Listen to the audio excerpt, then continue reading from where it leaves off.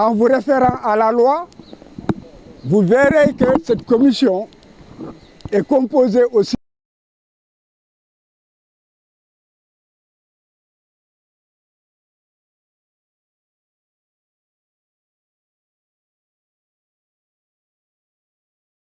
du représentant du candidat.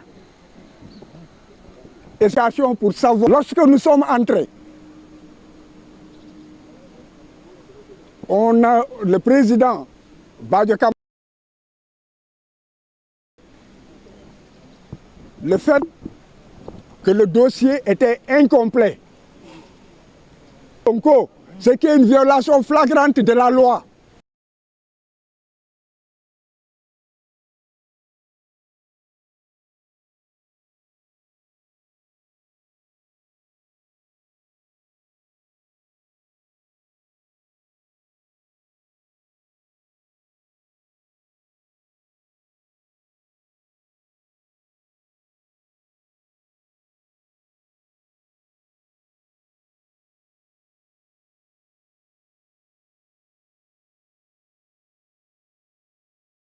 Vérifié par la commission qui a conclu en ce qu'il manquait, en fait une pièce, qu'elle était incomplète. Et après, tout est refusé, que le reste nous sera notifié par écrit en temps opportun.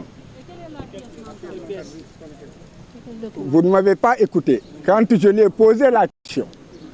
la réponse a été que tous les courriers et tous les documents qui ont été déposés ont été reçus et exploités par la commission, qui a donc décidé que le dossier était incomplet. Or, cette commission a donc été dans une composition irrégulière parce que la loi prévoit que tout cela, cette vérification, devait se faire en présence du candidat ou du mandataire ou du représentant du mandataire. Donc il est clair que la cascade de violation de la loi ne s'arrête pas et qu'il y a une volonté d'aller vers des élections qui, dès le départ, manquent de transparence et qui, en tout état de cause, ne reflèteront pas la volonté de la nation. Et la communauté nationale et internationale qui m'écoute peut vérifier les dispositions de la loi et elle pourra voir que la commission ne peut pas siéger valablement si en fait le représentant du candidat n'est pas en fait présent. C'est la raison pour laquelle je pense que l'opinion publique nationale et internationale retiendra que c'est une farce électorale qui a été organisée et qui continue d'être organisée. Qu'est-ce que vous comptez faire? Ce que nous comptons faire, nous le savons, nous ferons les recours prévus par la loi, mais dans tout état de cause, la souveraineté populaire s'exprimera. Je vous remercie.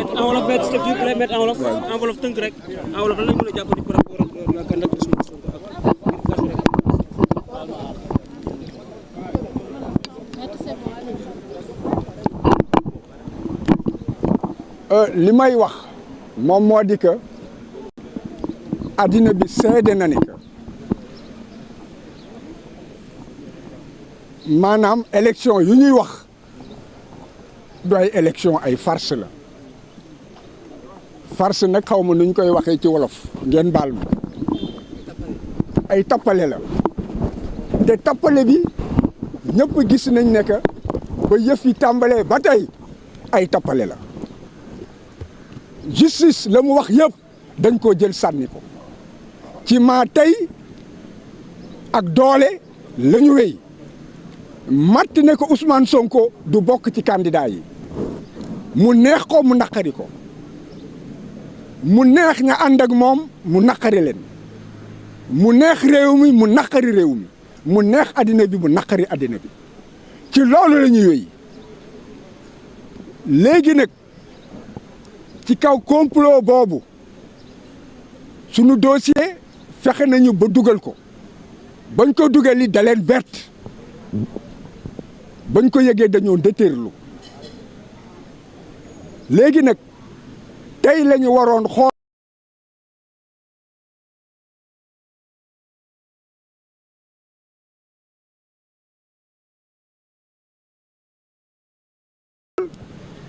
ndax te récépissé yeeg yëpp yor nañ ko dañ ko teg ci li yoon wax teg ko ci ñoom conseil constitutionnel ci dogal yi ñu génnee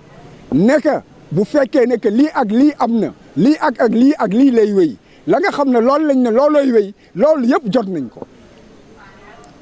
ba ñu dikkee toog ñu wax ñu tout de suite ne ñu que seen dossier motul ma ne leen sunu dossier motul lan moo tax sunu dossier lan moo motul ci sunu dossier ñu ne ma fekkee seen dossier Ousmane Sonko motul te bu fekkee ne que dinañ leen ko yëgal dinañ leen wax lan moo ci motul ma ne leen yéen membre yi toog dossier complet lañ leen jox mu dog ma ne que président bi dog ma Badio Camara ne que lépp loo fi indi mu doon ci dossier mu doon ci ay bataaxal yëpp war nañ ko commission bi réunir na ba pare xool gis ne que manqué na pièce te commission bi mënul réunir te fekk man fekkeewuma ko pour que ñu war a dajji enveloppe bi nga xam ne ci laa def kayit yi dañ koo scellé pour que ñu vérifier ci sama kanam ba pare nañ ne alkaati bi kaay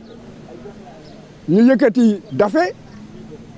pour que mu génn nekk wax ji jeex na wante ma xam ne que donc wax ji du ci ñoom kaddu yi ci réew mi la war a dem kaddu bi ci communauté internationale bi la war a dem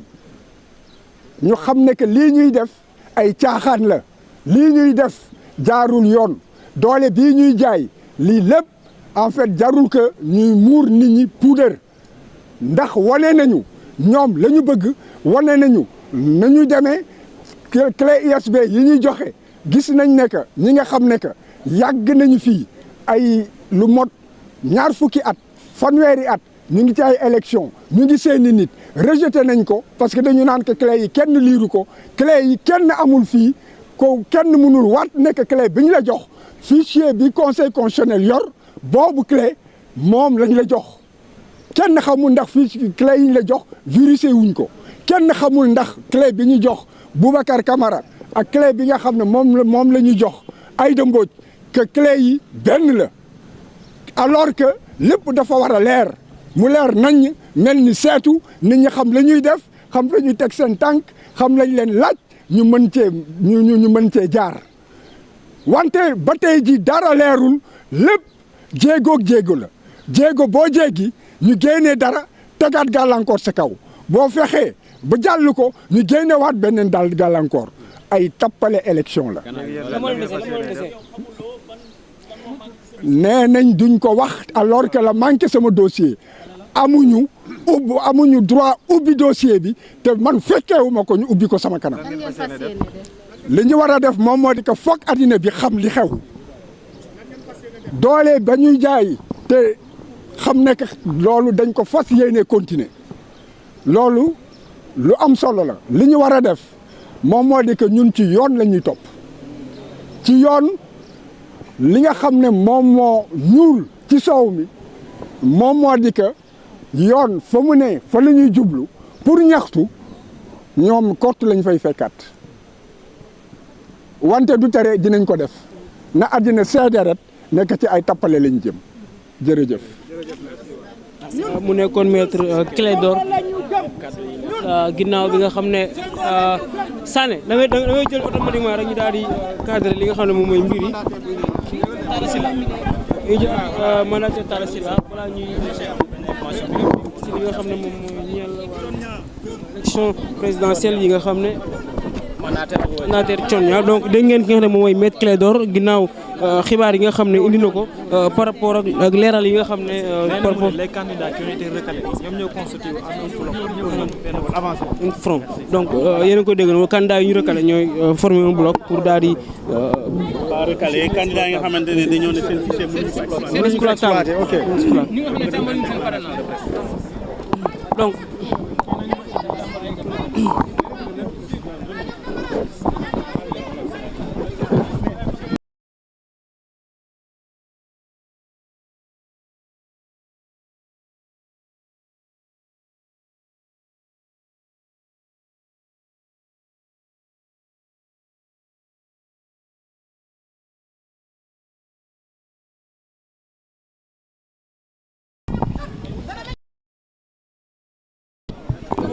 On se concentre.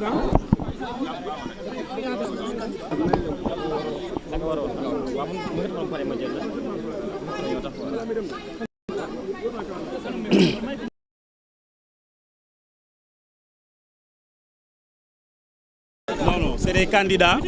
C'est les candidats dont on a dit que les clés USB sont inexploitables.